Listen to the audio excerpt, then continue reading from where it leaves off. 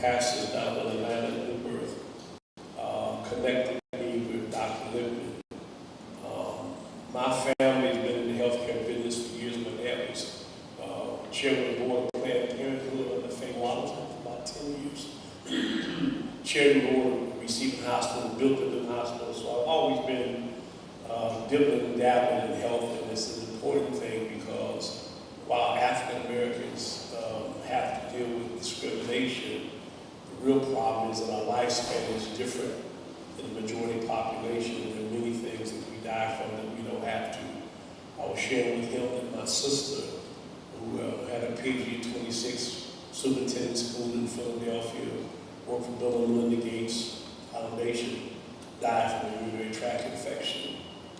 Had a fabulous spread land house in Georgia, but yet her primary care physician didn't see fit to treat her properly. I had to fly her here, and she died 2 years later. So this is something I have great passion for. So when Jamal said to me, I need to come see you, which I came down and brought my staff, and to hear that what African American women in a disproportionate percentage are impacted by, that you can actually shrink and eliminate fibroids without surgery, and that subsequent to that procedure, women have had children, and all those kind of things, and having met some of those women now work for you, and the like, I said, Doc, you need to bring this to Detroit. It's an approved procedure. As you know, if you go to OBGYN, who's a surgeon, they want you to have a uterus. They're not going to tell you about this. So my job, and I'm not a paid sponsor, my job is to inform African American women and other women in the city of Detroit that they can have relief from this without having their uteruses removed. And so we're so glad to welcome Dr. Lippman, Imaj, Typhoid Sinners. And since I'm not a real journalist, this is Gerald Smith. Gerald Smith was the host of American Black Journal on public television for years, and the Queen's radio show back to back. And so he's going to be assisting us today in helping guide the discussion. Dr. Lippman. Great. Well, it's an honor to be here. I'm really excited about it. To be in the same conversation as the OJs, for the other people you mentioned. Whoa. I'll take that. That's rarefied air. So it's a privilege. And I am going to talk about fibroids.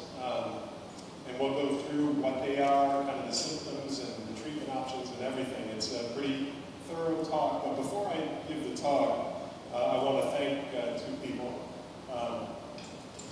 Is it? I'm advancing right.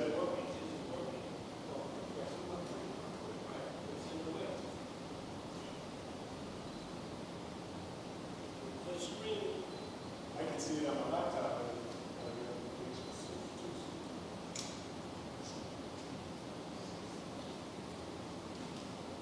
There we go. So there's the first person I have to thank. As Reverend Sheffield said, he came to Atlanta, came to our center, and saw what we do and met some of the people there. So thank you, Reverend Sheffield, for having me. And the other person who's in the room is my colleague, Dr. Phil Adler. He's going to be the main man in Detroit here. So you'll want to get in front of him and talk to him as well. I'm glad he's here with his wife. And so what are fibroids? Because some people don't know what fibroids are. They're the #1 pelvic tumor seen in women. They're benign, they're not cancerous, that's important. But in a lot of women, it can cause a lot of misery. 1 of every 3 women have these benign tumors, and up to 80% of adult African American women have them. And you had mentioned it's kind of disproportionate to the African American community. We can talk about why that might be. It's the #1 reason why women have heavy periods. And sometimes women bleed heavily for a long period of time, and they don't know that that's not normal.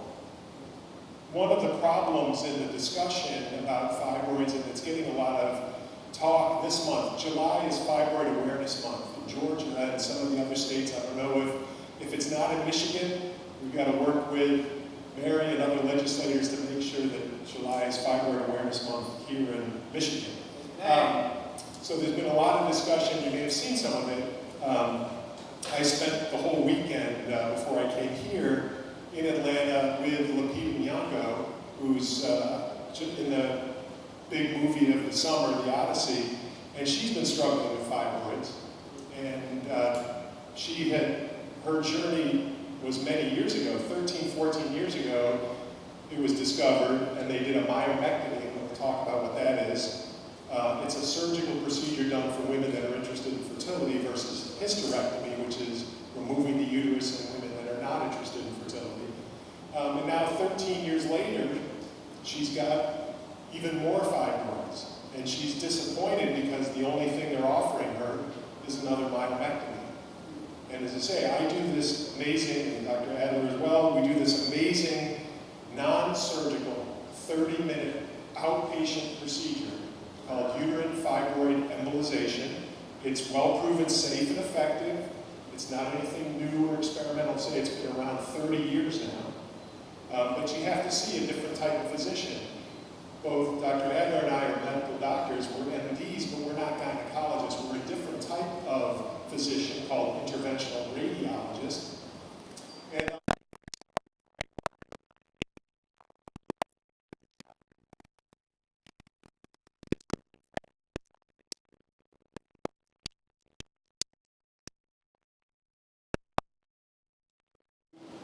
a tumor or multiple tumors to make it an easier surgery for the surgeon. And so this group in France decided, well, we're going to embolize fibroid tumors before they get a hysterectomy, because fibroids are very vascular tumors. And so they started doing that. Well, in France, the medical system is unlike here. You can get a CAT scan or an MRI the same day. But in Canada and Europe and France, you got to wait weeks to get elective care. So these women were embolized and they were sent home. And what happened? 6, 7, 8 weeks, their symptoms went away. So they would call up the gynecologist and say, my periods are normal, I feel great, my pain's gone, my urinary frequency's gone. Do I still need the hysterectomy?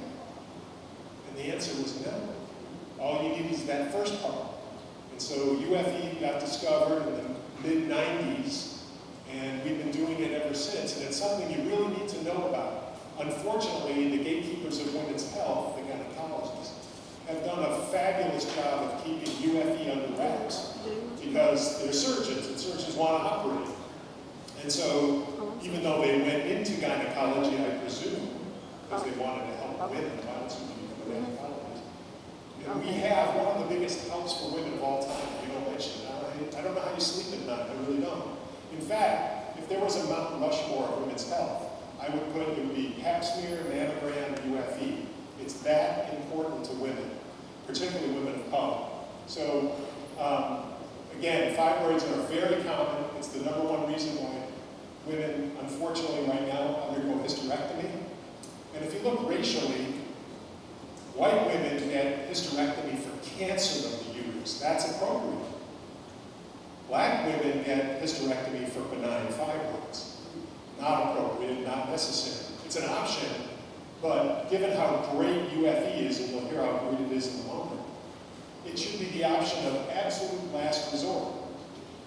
But unfortunately, it's a first and sometimes first and only option given. Oop.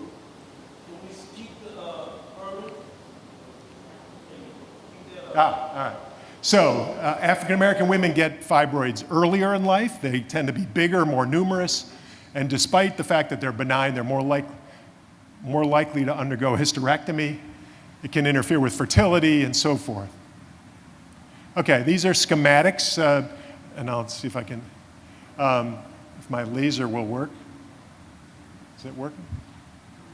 Huh. I guess it's pretty short range, but you can see on the left-hand side is a diagram schematic of fibroids are in 3 main locations, and location, like real estate, is what's important because location determines what symptoms a woman might suffer with. So you have the ones that are labeled submucosal. I'm sorry? Oh, pointed on the...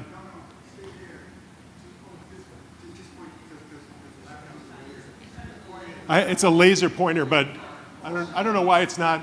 Let me see if I get really close. Wow.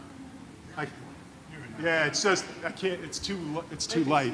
But anyway, so the submucosal ones, you can see they're right up against the cavity, right underneath the lining. And so it's indenting the cavity of the uterus right underneath the lining, and it's the submucosal ones that cause the heavy bleeding. You have ones on the outer part of the uterus at the top of the screen, the subserosal. They grow away from the uterus, and they press on whatever's next to them. So they press on pelvic nerves. If they're in the front of the uterus, they press on the bladder to cause urinary frequency. If they're in the back of the uterus, they'll press on the colon to cause constipation. And then the intramural fibroids, which are the most common type, depending on which way they grow, and they can grow in either direction or both, will cause either, if they grow towards the cavity and lining, they cause more bleeding. If they grow outwardly, they cause more bulk-related symptoms, but they can do both. And on the right-hand side of the screen is kind of the arterial tree of the lower abdomen and pelvis, and that's exactly how we do the embolization. The approach is and we'll see that in a minute, is at the very top of the right leg, where a woman's leg meets her torso. And we'll gain access to this tree, and there's a uterine artery on each side, and we'll steer a little tiny catheter like a piece of spaghetti into each of the uterine arteries one at a time, and each of them branch like a tree, getting smaller and smaller and smaller branches till you get out to the leaves. The fibroids are the leaves of the tree, and we know what size those small peripheral branches are, and we can plug them up. And without a blood supply, these fibroids are going to die. And as they die, they soften and shrink. And as that softening and shrinking go on, a woman's symptoms fade away. The big trunk and the main uterine artery are open. The uterus is alive. We've had numerous children after UFE. Have had multiple twin births. But all the fibroids should die. So when a woman wakes up from a myomectomy surgery, presuming she has her uterus, and most do, there are living fibroids in her uterus because they can never surgically remove them all. She wouldn't have a uterus left. So they know they're leaving behind smaller fibroids. They take the bigger ones out. And so these women recur, like Lupita has recurred. In fact, the recurrence rate is 11% per year. So over half the women need something within 5 years. When they wake up from a UFE procedure, there shouldn't be any living fibroids. All the fibroids are dead. So the recurrence rate is really low. So let's talk about hysterectomy for a moment, because that's what we want to really focus on. We want to get rid of hysterectomy for fibroids. Well, we have the highest hysterectomy rate in the world in the United States, and the southeastern United States, where I am, in Atlanta, we lead the way. It's the second most common surgery done in the United States, which is kind of surprising because half the population and everyone on this stage here does not have a uterus, but yet it's the number 2 surgery we do. 1 of every 4 women by age 40, 1 of every 3 women by age 60. It's even higher than that now, higher for women of color, average age under 40. And I spoke at Tuskegee University in front of several hundred young African-American women, and about 8 or 9 of them came up to me afterwards crying. They were in their 20s, and they had had hysterectomy. And I don't want to meet any more of those women. None of them wanted hysterectomy, but they were suffering so badly. And eventually, either you can't just deal with it any longer, and I get it, it's miserable. You just wave the white flag and say, okay, you win, take my uterus. I can't live like this anymore. So this is a study from Meharry showing the racial differences in surgery. The solid line is African American, and the dotted line is Caucasian, and you can see by age the dramatic higher incidence of surgery done for both hysterectomy and myomectomy in 30s is like around the peak for fibroids. Hysterectomy is a machine. It is an absolute multi-billion-dollar industry, and this whole weekend that I mentioned that I've been participating in, the whole meeting was sponsored by Hologic, who provides the surgical instruments for these procedures. So you can imagine how much we talked about UFE this weekend, about yay much. But we're in the room, and I feel like I'm Shirley Chisholm sometimes. I'm gonna bring a chair. They didn't want to see me there, but I brought my chair because it's important. And if they really say, they say we're for women, we're for women's, okay, well this is one of the biggest helps for women of all time. We need to be in this discussion because they don't need the surgery that you are peddling. Anyway, I hear a lot in the office that the patients will tell me, my doctor said my uterus was worthless after childbearing. That's absurd. It's absolutely absurd, but I hear that all the time. Because what they don't mention, because they say, oh, just have a hysterectomy and you'll be done with the suffering. Because the suffering, as we say, is significant. But what they don't tell the women is, and these are young women, remember, average age 39, sometimes in their 20s. What happens to these women when they have a hysterectomy? They don't mention the things that happen. In fact, I think I was telling somebody earlier, I saw a woman who was 36 in the office recently, and she was like, my doctor said, I'm not interested in any children, I should just get a hysterectomy. And I said, that's fine, that is an option for you, but you're 36, and okay, you have a hysterectomy, snap, now you're 63. Are you still happy? And she's like, no. I go, because I know a lot of 63-year-olds that would love to be 36, but I don't know too many 36-year-olds that want to be 63, because that's what essentially happens to you, to a lot of these women. It changes them psychologically, like a man being castrated. There's a lot of sexual dysfunction, and it's embarrassing to talk about. Loss of libido, loss of orgasm, a lot of bone loss, urinary leaking. You take this big fibroid-filled uterus out of the pelvis, and now these women leak urine. In fact, I have a Depends ad in my office from a magazine, and it's this attractive, thin African-American woman in her 30s, looks like, and she's scooching on her skinny jeans over her adult diaper, and there's a cute slogan like, they'll never know your secret. That's really tragic. That's really sad, because there's wait a minute, why does that woman need a diaper? Well, they know who their target is. The target is 35-year-old African-American women have had hysterectomies, now they need to wear a diaper. It's not the 90-year-old that I thought would be on the package, and you can, next time you go in the store, look and see who's on the package of an adult diaper. It's young women of color. They know the target. And now there's recent evidence to suggest there's increased cardiovascular effects. In fact, there was a study from Canada, I think it was published in June of this year, significantly increased cardiovascular disease if you had a hysterectomy, and the younger you have it, the worse it is. So now you add on increased risk of high blood pressure, increased risk of heart attack and stroke, which women of color already suffer with. And so now it's like doubling down. Okay, so obviously there has been a horrible history of performing surgeries on women of color, and I'm in the South. We're the biggest offenders, whether it's to talk about the Mississippi appendectomies and Fannie Lou Hamer, and there's obviously going to be mistrust. And people will ask me all the time, they're like, how does a white male doctor end up treating black women? And it's like, the way I answer it is that I think once people understand that you care, that's where the trust can begin. And so we've been in Atlanta a long time now, say over 30 years, treating women. My practice is probably at least 90% women of color. And you can see all about our practice. We're very transparent. But people need to know about this procedure, and they need to seek out second opinions from doctors that truly care, and they're not motivated by other things.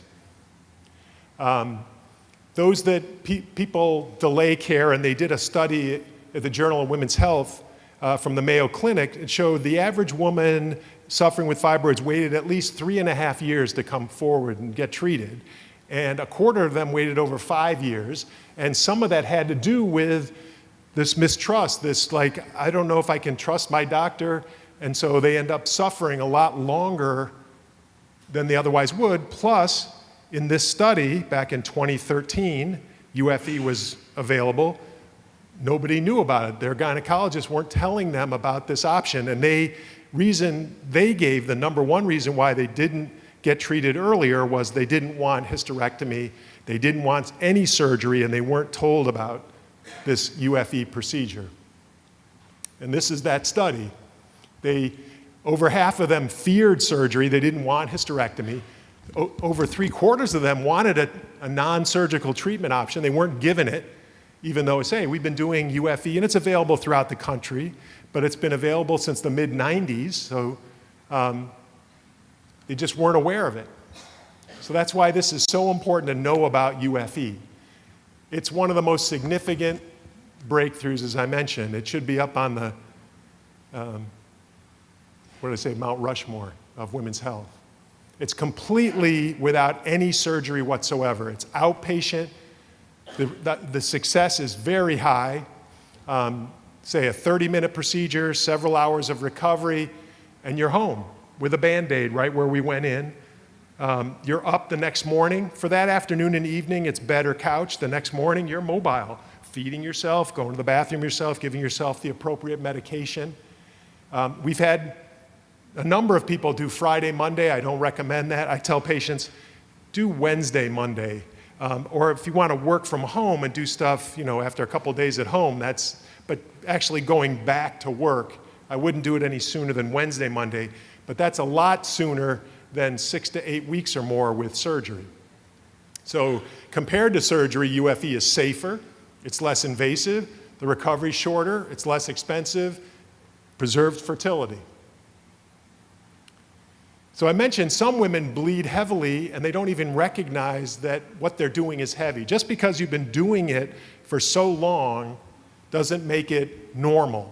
And we meaning physicians out there, the patients themselves, it's been normalized, this suffering that's going on.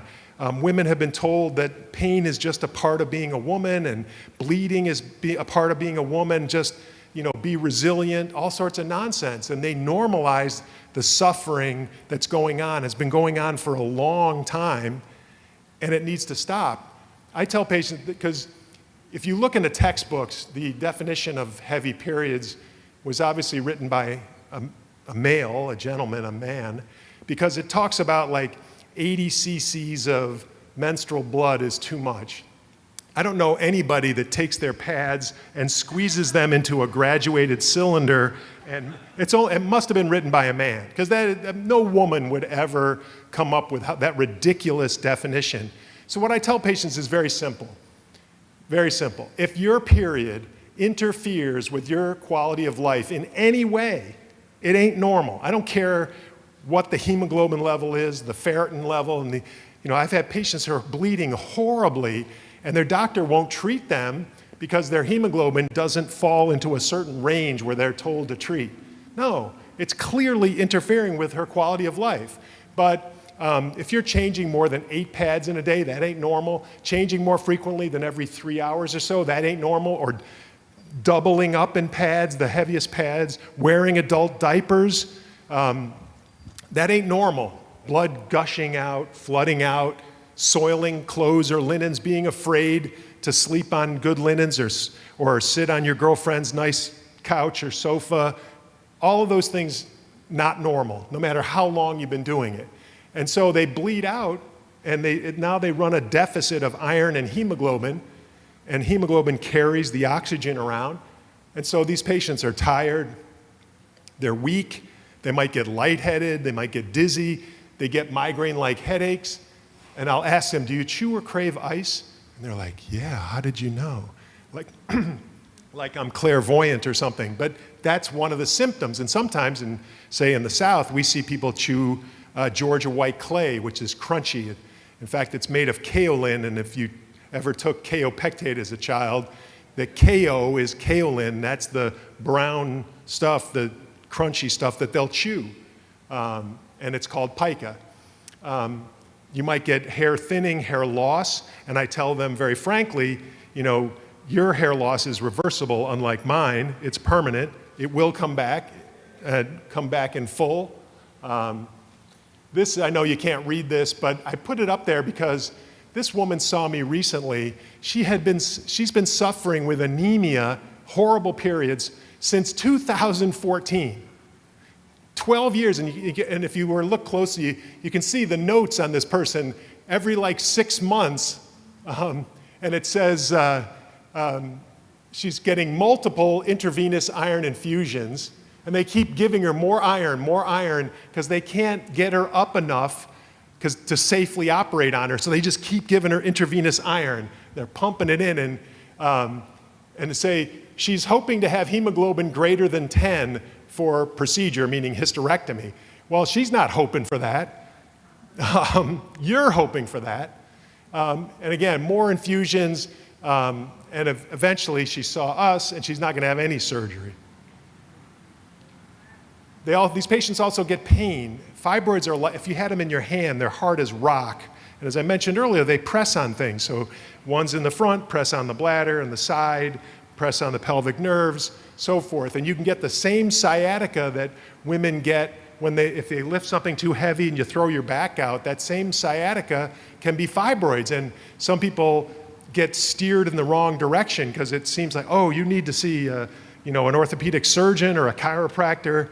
And we get referrals from chiropractors going, this lady's spine is normal, but I saw on the MRI, she's got a big old uterus with fibroids in it. Yeah. So there's bulk-related symptoms. Ones that are near the cervix can cause painful intercourse, and as I mentioned, the bladder ones, and the ones in the back of the uterus can cause constipation. Again, that can throw people off. Anybody that has chronic constipation is going to see a GI doc. They're going to get scoped from below and all sorts of stuff that is just not necessary if they knew it was fibroid-related. So to compare hysterectomy with UFE, hysterectomy is in the hospital. It's under general anesthesia. It's a major abdominal surgical procedure. And you might hear that hysterectomies can be done either laparoscopically, which means a gynecology surgeon holds the laparoscopic instruments, or robotically. Robotic arms hold those same instruments. But in most instances, they can't be done laparoscopically or robotically because the uterus is too big. And the fibroids are too big. And so they have to be done open, which means horizontal incision all the way across. They call it a bikini, try to make it sexy. It's not sexy at all. And if the uterus gets above the belly button, which is a 16-week pregnant size, they'll describe women as a certain size pregnancy. If they get above the belly button, that means vertical incision, breastbone vertically all the way down to pubic hairline. And then the pièce de résistance is if they don't want to get the vertical and they're like, isn't there any way you can do the horizontal? And they try to do the horizontal and they can't make it. Then they get the famous upside down T, which is really brutal. Versus UFE. Again, outpatient, no hospital, no general anesthesia. It's local and IV sedation. They get a Band-Aid right here. 4 or 5 day recovery, keep your uterus, even have children, as the Reverend mentioned. So here's on the left, you can see the vertical incision that they're proud of. And then you can see on the right, our patient, what they get. So again, how does it work? I mentioned the tree. We take this little catheter like a piece of spaghetti into each of the uterine arteries, and we instill this agent that they're like tiny particles that zip. It's a one-way street because we're in an artery, which is a high-pressure circuit, and it's a one-way street, and those particles zip all the way out to the fibroids and block. The vessels you'll see in a minute are at the edge and the periphery of each of the fibroids, and we just plug them up. The big trunk and the main branches stay open, but the fibroids die. So here's again a schematic. You can see the approach at the top of the right leg. The catheter is on the other side, and they show some fibroids. And on the right, you can see the particles going to the periphery of that particular fibroid. But it doesn't matter if you have 1 or 100. Here's an actual picture from an actual case. And you can see on the left, you get the idea that you can see the blood vessels are at the perimeter of each of the fibroids. The fibroids are shown because you can see the blood vessels at the edge of each of these balls. They're like ball-like tumors. And then after the embolization, you don't see any of those fibroid vessels anymore. And same on the other side. You can see on the left-hand image, again, multiple circular things, and then on the right, you can see the main uterine vessel is open, but you don't see any of those smaller branches. And here's MRI images. We get pictures, usually at 3 months after. These happen to be at 6 months. On the left, you can see a really, well, in both of the images, we're looking at her from the side view. So the woman's front is on the left-hand side. You can see kind of the spine and the back. And again, on the same, the woman's front is on the left and her spine and the back of her is to the right. And you can see on the first image, a really big fibroid in the center of her uterus. She was having horrific periods. She wasn't having any urinary symptoms. The white structure here is the bladder. And then 6 months later, you can see the difference. All of her symptoms are gone and she's a new woman. I mean, literally transformed. Here's another huge fibroid on the left. And then 6 months later, you can barely see it on the right. So again, people will stay several hours and go home. There's a short recovery, Band-Aid. All insurances cover UFESA. It's been around for 30 years now. The results are excellent. Almost everybody sees significant result. It doesn't have a limit for size or number. It treats every fibroid that's in the uterus, and recurrences are unusual because when you knock out all the fibroids, it takes a long time for a woman to recur. Now, if she gets a UFE in her late 20s, 30s, okay, maybe she might recur down the road in her mid to late 40s, 50s, but even in the unusual circumstance of getting 2 UFEs, that is still way, way, way better than 1 surgery. Okay, so the main part of the weekend that I just was at was advocacy and awareness. Advocacy and awareness. I would say if you don't talk about obesity, I think fibroids is the most pressing public health need in this country right now. It's number 2 to obesity in terms of impact to people. And people will ask me, well, when something is so prevalent and affects so many people, why isn't more done about it? Well, the first thing is we need research. And there is very little research despite the fact that it affects so many women. And to give an example, fibroids affect about 30 million women, particularly women of color, as we mentioned. It has a huge impact to society, missed work, productivity, what have you. And it gets about $18 million a year in research, which sounds like a lot. $18 million is a lot of money, but in the research game, that is peanuts. And so that's about 60 cents per person affected. It ranks near the bottom of the most common medical conditions as far as research funding. Cystic fibrosis, which is a condition primarily seen in Caucasians, about 30,000 people, not 30 million people.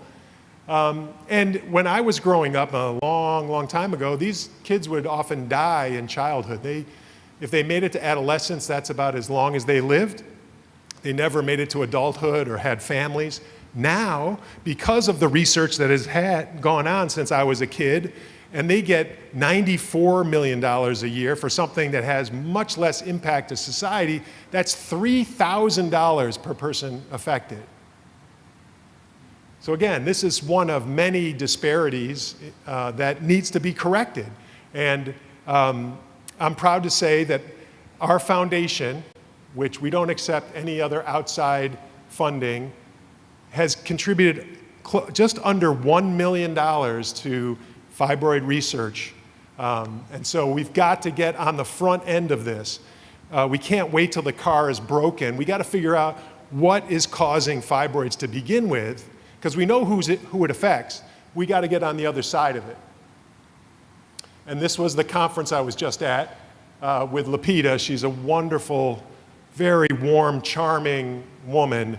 It was a real privilege. The event was We Can Wear White, and white is a symbol of freedom for those that can wear it. Now, most of my patients, almost all of my patients, couldn't possibly go to this event. they can never wear white. It doesn't matter what time of year it is.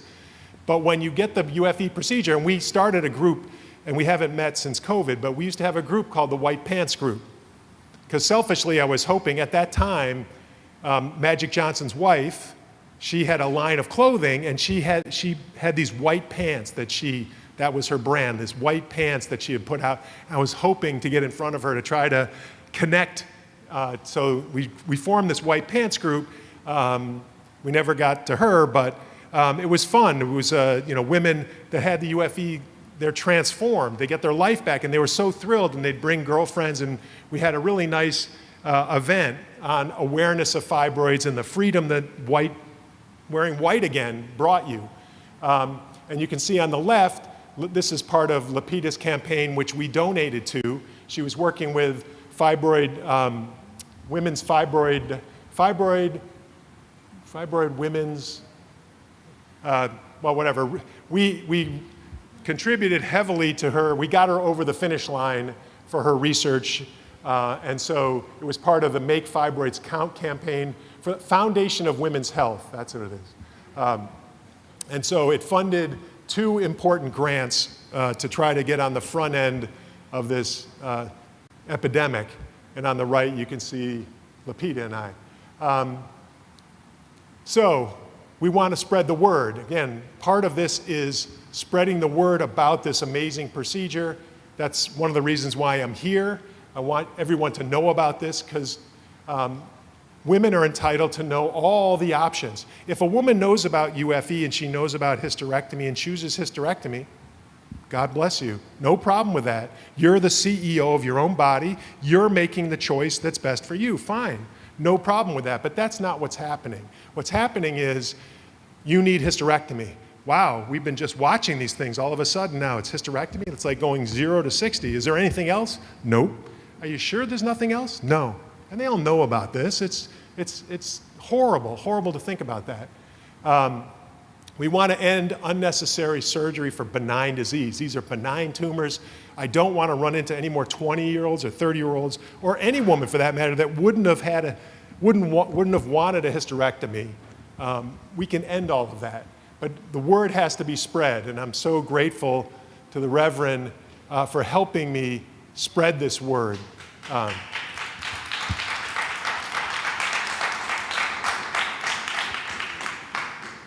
So here's our White Pants group. You can see based on the picture on the right. Does anybody know who I'm with on the right there? Trivia question. It's been a bit. If you, any HGTV fans, or she has a, I'm sorry. Egypt, exactly. Yeah, we were the power couple, her and I. No, I just say that. It's just, but you can see in the background, are you free to wear white pants? I mean, that was part of our White Pants group. And you can see, here's one of the events. We had women out and they all like rocking the white. They loved it. It was a great thing to spread awareness. We need to do more of that. And this is a group from Nigeria. I wasn't aware of the fact that Nigeria has 200 million people, and they have about 5 or 6 interventional radiologists like myself. And so second from the right is Dr. Hamid, who's a fabulous IR, really engaging, tremendous guy. And he came to the Atlanta Fibroid Center, like the Reverend, with an entourage from Nigeria, and now they're doing UFE in Lagos, which is amazing. And we want to help him out because, for the number of people, like 200 million people and like a handful of IRs, they're getting burned out.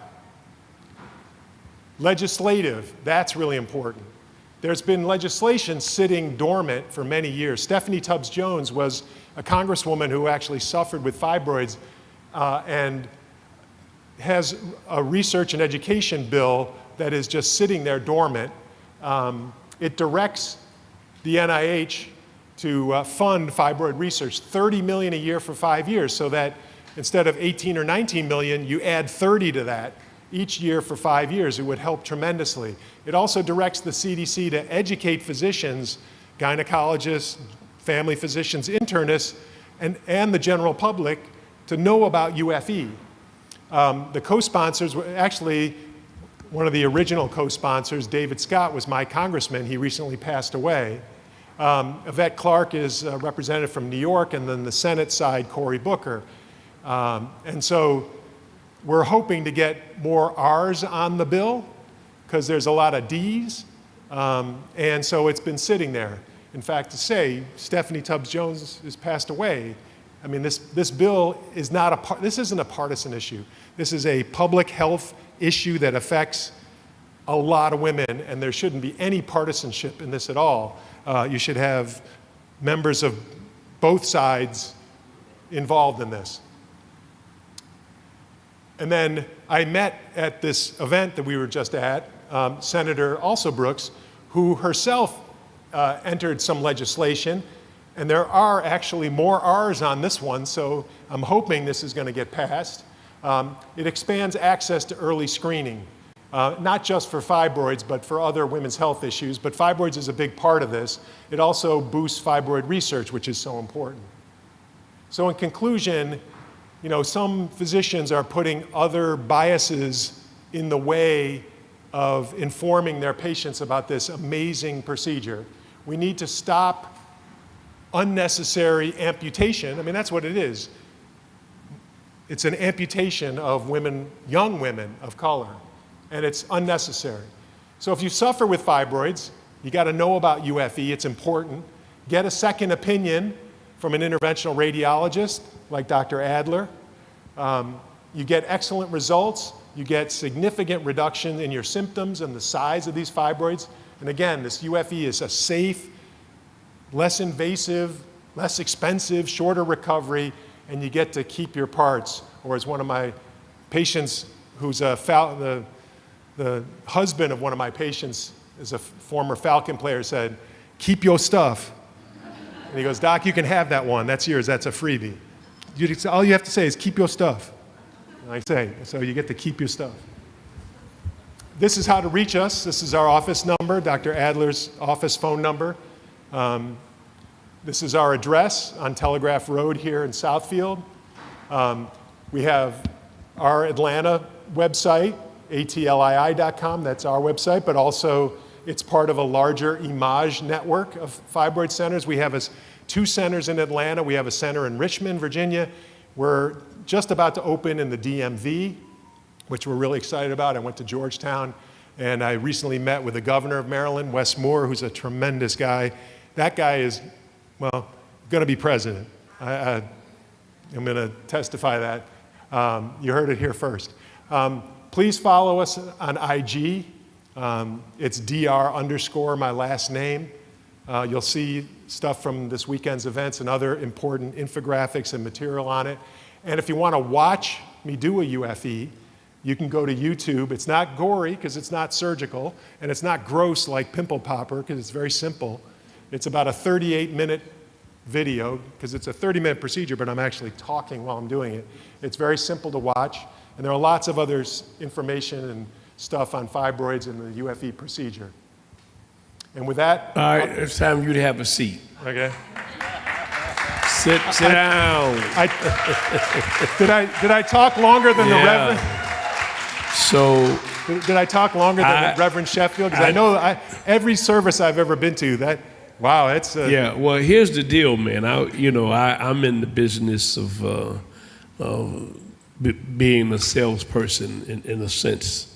And so when I came down to see you, and David is here, David Felton, the vice president of DABO, we left there, and my wife's a family nurse practitioner. We have our own clinic, and I began to have this conversation. So we're going to have about 10 minutes of questions from us. We'll open it up for the audience. So here's where I'm at, because in my conversation subsequent and in my advocacy for this and sharing with women what I've learned from you, what I think you need to really tell, if there's anybody here who's here considering this or know someone who might need this, you really have to be honest with them about what they may hear when they ask their physician about this. Yeah, I mean, unfortunately, it really depends on the gynecologist. Not all gynecologists are bad human beings. We do see a lot of referrals from gynecology, so there are gynecologists that are in it for the patient and want what's best for patients and will inform them of all their options, but most do not. And that's a big problem. So I would say in general, if you go to your whatever physician and if you feel like you're being rushed, you feel like you're not being listened to, if you feel like you're being dismissed, find another doctor. There are plenty of doctors. Yes. So I think it's important to know because that is what happens. And that is primarily what you've already, I love your honesty that this is profit driven. They make more money off of doing it that way. The consequences are more severe. But if they find that to be the case, because, you come to me about the gospel, I'm going to tell you, I'm biased. The American, there's some accrediting entities American where they College. give you unbiased information about the efficacy of this procedure. Right. They gave it the highest level of medical evidence. It's the American College of Obstetricians and Gynecologists. In 2008, they had to address it because, we've been doing it since the mid-90s, and it took them a long time. But finally, in 2008, they came out with a position statement, a white paper, which stated, with the highest level of evidence, level A, UFE is safe and effective for women that want to avoid surgery. But that was 18 years ago, and still, there's been really no change from the rank and file, even though they all know about it. So, yes, it is. There is a strong financial effort, and it's a train that has been running down the tracks for a long time. If you had if everything revolved around candles, everybody had candles. There's a whole industry of candle makers, and everything we did revolved around the candle. And somebody came along with a light bulb. It's very disruptive, and that's what we've got, the disruptive. Yeah. They know it's better. It gets down to their interest versus yours. And I will say this, and Gerald's going to ask a question. So I don't get paid. I'm not paid. Just so you know that. I'm doing this because I believe it's in our best interest. So our organization, just like Bayer Aspirin came to us about prostate, we do this, Don Chaney, who played in the NBA, amyloidosis, something else is a pulmonary affliction that affects African Americans that even black doctors don't know how to test for. So I'm saying that we intend, my organization, either bi-monthly or monthly, to have educational forums independent of image. You to your credit, you came and talked about the procedure. Right. Obviously, you want them to come to you because this is what you're doing. So, Gerald? Yep. Thanks, Rev, and welcome again to Detroit, Dr. Lippman Thank you. and Dr. Adler. Thank you. Let's give them both a big round of applause, please. I'm going to yield my question to the audience because I think he only has a limited amount of time here. Are there any questions for the doctor? There's a mic right there. Don't be bashful. Come step right on up. Now, we often have to parse the difference between statements and questions. Absolutely. Okay. Turn the mic on, would you?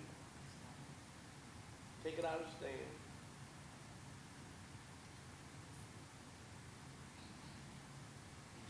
Oh, yep.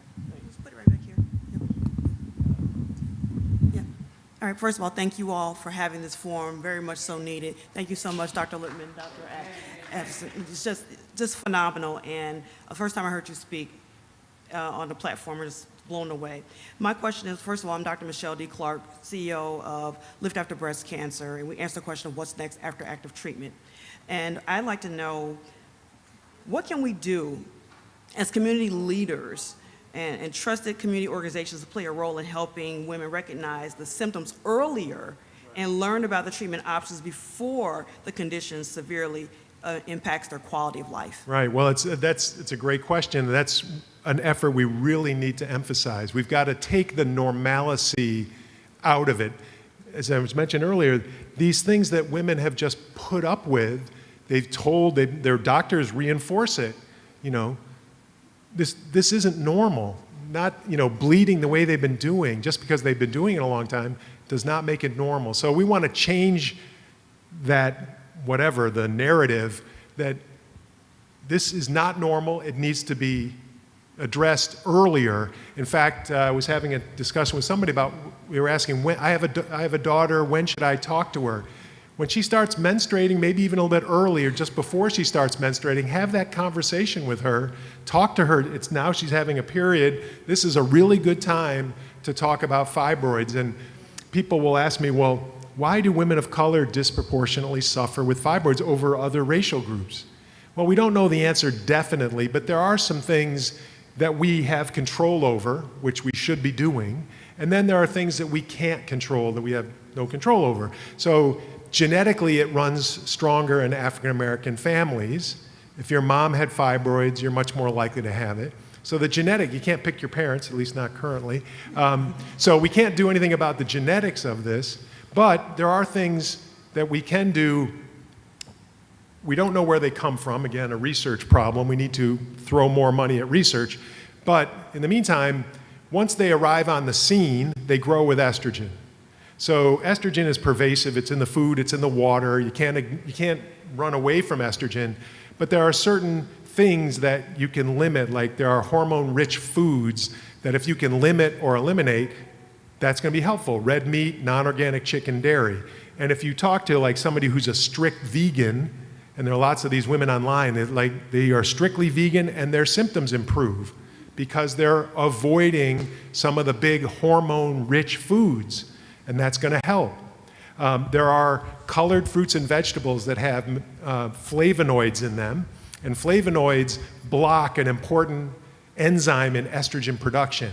So colored fruits and vegetables, the yellow, the zucchinis, the yellows, the oranges, peppers, the peppers of all different colors, they have flavonoids in them. So increasing colored fruits and vegetables, limiting hormone-rich foods, exercise and weight loss. Estrogen is produced and stored in body fat.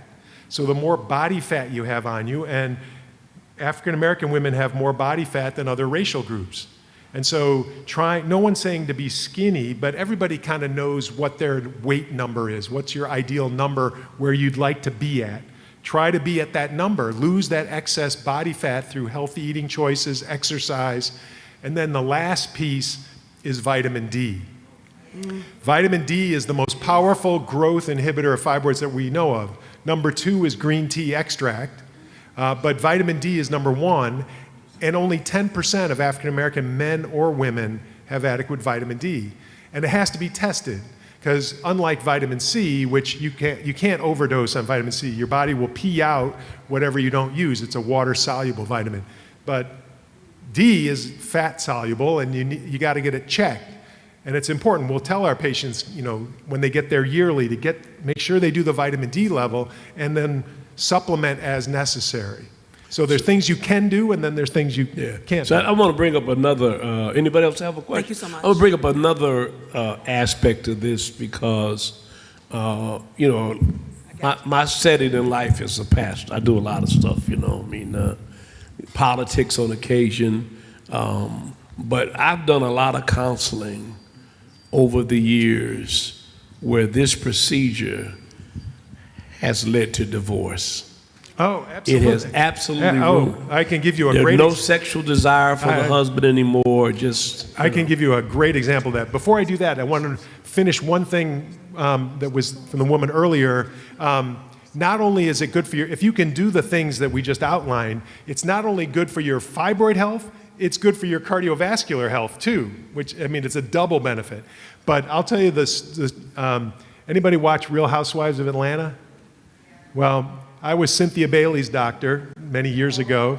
Yeah, and so if you go back in the archives, you can see us on, they did the whole thing from the consult to the procedure to the aftercare, it was shot entirely. And she, to her credit, she was very brave, brought a lot of important attention to this. But at the time of the consult, I'm sitting there with her and at the time her husband, Peter, and the long and short of it is she was suffering miserably. In fact, she was at a Bravo event with this beautiful white gown, and all of a sudden the gusher hit, and blood was just streaming down all over the floor.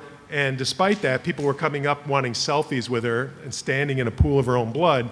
And she was like, this is it. I'm done with this fibroid stuff. And she found us and came in for a consult. And so she's there with Peter, and we're talking about her symptoms and so forth.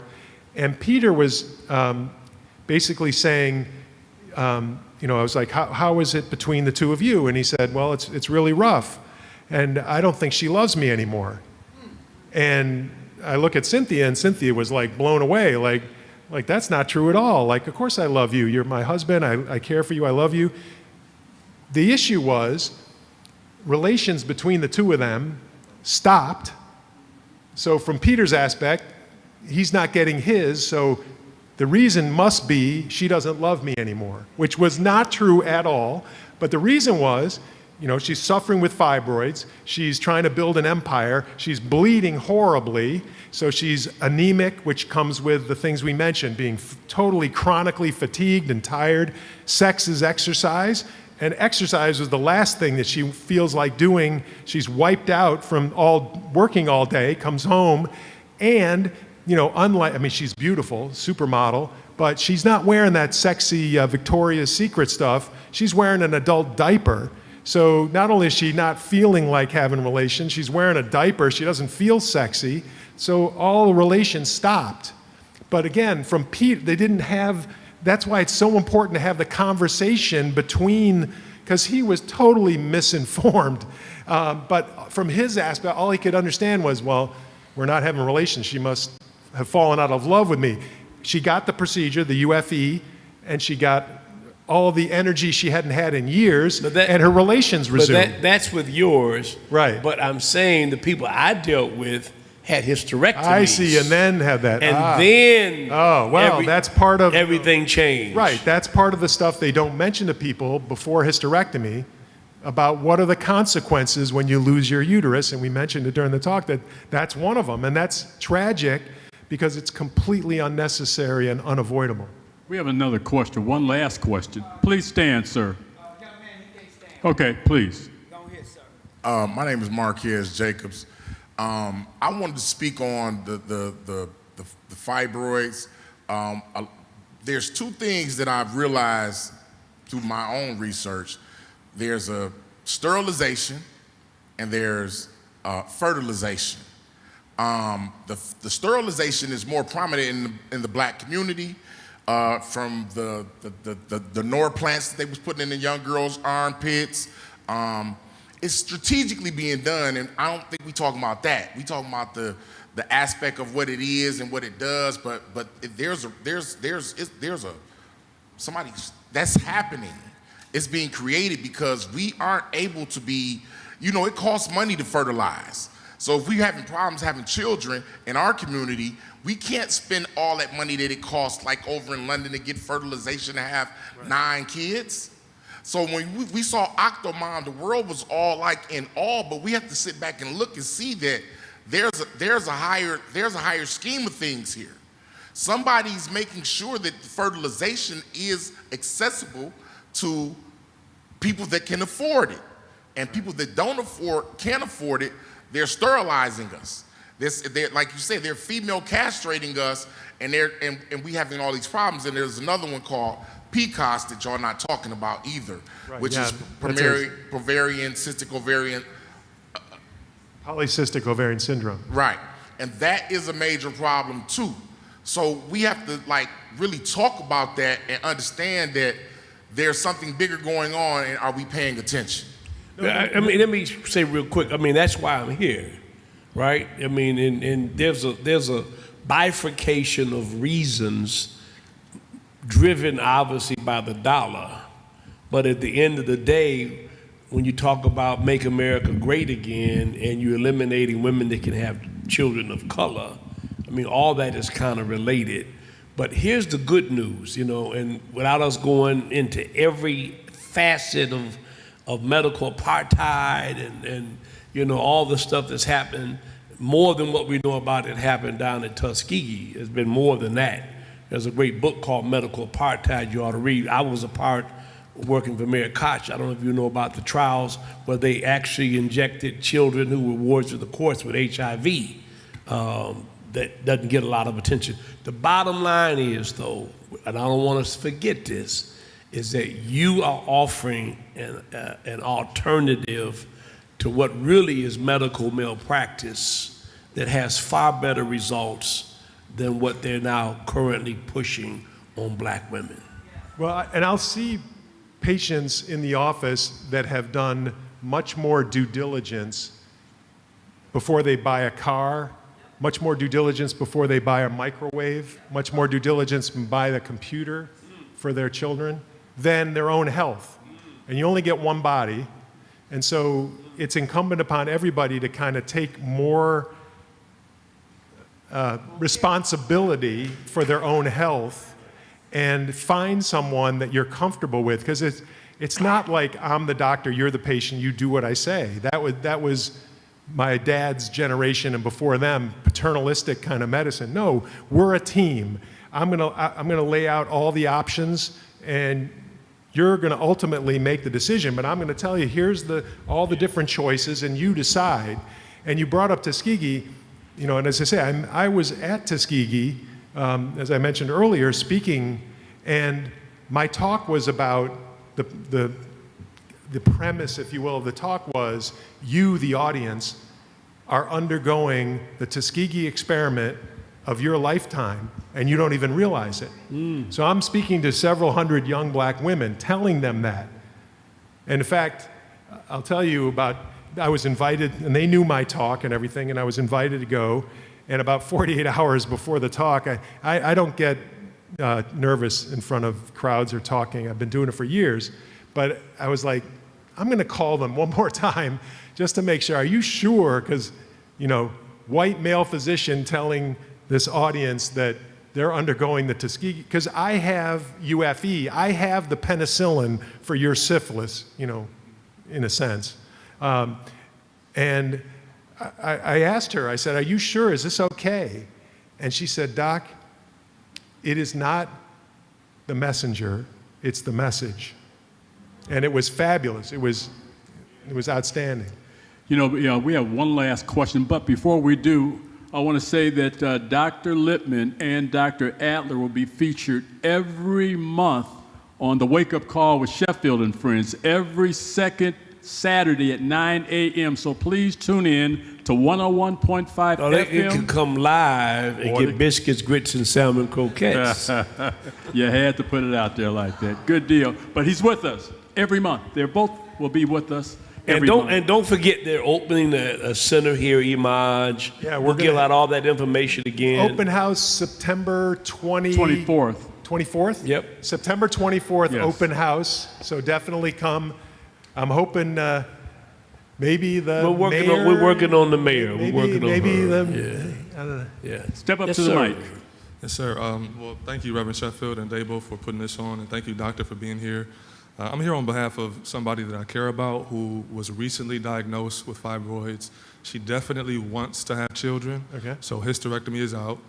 My understanding is that there's a choice between the UFE treatment as well as Myomectomy. removal of the Right. removal of the fibroids themselves.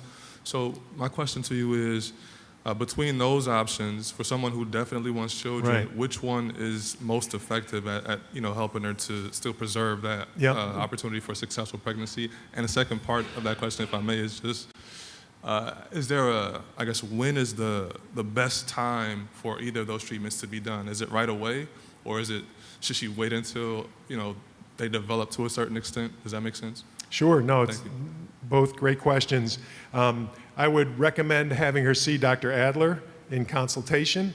Without knowing the specifics, there's no way I can say, well, she should do UFE or she should do myomectomy.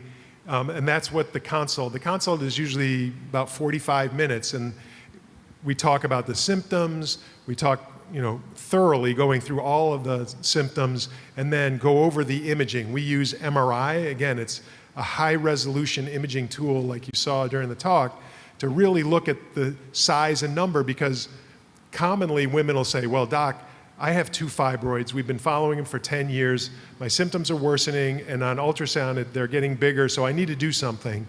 And we get the MRI, and there's 15 or 20, and they're like, oh my gosh, wait a minute, I've been told I have 2 for years. Well, yeah, because ultrasound, if you ever look at the ultrasound images, they're really crude. I mean, you look at it and you'd be hard-pressed to know what you're even looking at, versus MRI is like high-definition television. It's much more detailed, so the resolution is much higher. Though she had more than 2 fibroids, but they couldn't see them. It kind of gloms together with very low-resolution imaging. So I would recommend having her come and see Dr. Adler, have the consultation. I would say just in very general terms. This isn't specific to your situation, but just in general, the younger the woman is, so you have somebody in her 20s, the fewer fibroids they have by MRI, the more that myomectomy can make sense. If you have a 25-year-old who's never been pregnant, has 2 fibroids by MRI, okay, myomectomy is probably the option for her. They can get both of those fibroids out, hopefully safely, and that's fine. Versus the older they are, you have a woman who's, say, 45, might still be interested in fertility, and she's got 50, 60 fibroids. That's a woman that's definitely UFE is the better way to go, because there's no surgeon that's going to take out 45 fibroids, and so she's going to be left with a lot of living fibroids in her uterus, which will not only grow and cause her symptoms soon, it'll also grow with any subsequent pregnancy. Versus fibroids that have been embolized, they're dead and they won't grow. And our births, as I said earlier, typically are full-term and vaginal, whereas as soon as somebody cuts on a woman's uterus surgically with a myomectomy, if she gets pregnant in the future and gets to term or near term, she's getting a C-section. She's not going to be allowed to get a vaginal birth. That's out the window. So let's do this. Thank you so much. I think you should connect with the good doctor before you leave. Sign up. The one thing we didn't say, we're going to, obviously want you to give us all the information again, is before Dr. Lippman even decided to come here, he began to partner with us. And right in this building here, we gave out toys to 2,000 kids last December. We do it every year. Amazon is our partner. And he said, I'm sending you some stuff. And every day, FedEx was just, man, one thing after another, one thing after another. And so we really appreciate that. We're going to do it again. Yeah, we appreciate that. So I like Dr. Lippman. I spend a lot of time, developing this radar I have. People want to speak in tongues, but I just want to see who people really are. Isn't that right? What you want to just like, is this real or what? And so we appreciate Jamal introducing us, and tell people again, and I am going to commit to doing this. Let's do it every couple of months, get it rolling, and we'll have a question and answer period. Great. But No, it's awesome. the opening is September 24th. Yep. And tell us more about the location. It's in Southfield on Telegraph Road. I think it's 29201. Did I get that right? 29201 Telegraph Road in Southfield. Website atlii.com. It stands for Atlanta Interventional Institute. It's the parent company of Atlanta Fibroid Center. Atlanta Fibroid Center on YouTube. You can say watch a UFE procedure. There's hundreds of videos on there. You'll see Cynthia on there, all sorts of information on fibroids, on the UFE procedure. Follow me on IG. We love getting IG followers. DR_ my last name, so DR_ Lippman. IG, Amaj, or yours, or I know. And you can go to HChef3 because he's sending me stuff all the time, and then I repost it. Yes. And then Raven was here tonight. She's got us up on Instagram. All right. God bless everybody. I'm sure he has a moment to talk with you. We got some more direct questions. And stand up, Doc. Introduce your team. I know that's your wife, right? Is that your wife? There you go. That's the boss. Yeah. This is my wife, Beth. This is my community coordinator, Jakaya. I want to thank Dr. Lippman for coming in, and Reverend Sheffield for Reverend for hosting this event. Can I take one more moment to, Yeah. so that you understand why is Dr. Lippman speaking on behalf of the fibroid community here? First of all, he has done probably the most number of these procedures, maybe in the world, certainly in America. He started, as I did, in a hospital doing the same type of work. Work came to us, all different types of work. And then Dr. Lippman went out, started a practice, and found this need in the community and made an impact in Atlanta and the surrounding cities to Atlanta as well, and realized that this is epidemic and wanted for this to become a national approach, wanted a mission, not just to treat fibroids, but to change the dialogue on fibroids. That is what we're trying to achieve. He was encouraged to come or to put a practice here. I've been doing this for years as well, but I left the facility in order to be on the same mission, to have the same purpose. And I'm proud to be a part of it, and I'm looking forward to helping as many patients and people as possible, impact their families and their communities. And again, thank you very much for coming and speaking about this and for hosting this. And we look forward to helping. Any questions? We have some brochures and some other information to make us accessible, and we look forward to helping. Thank you. Thank you very much.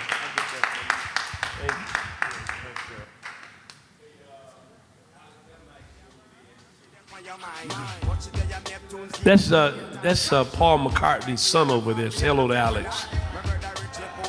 I'm just teasing. The girls, them sugar. The girls, them welcome.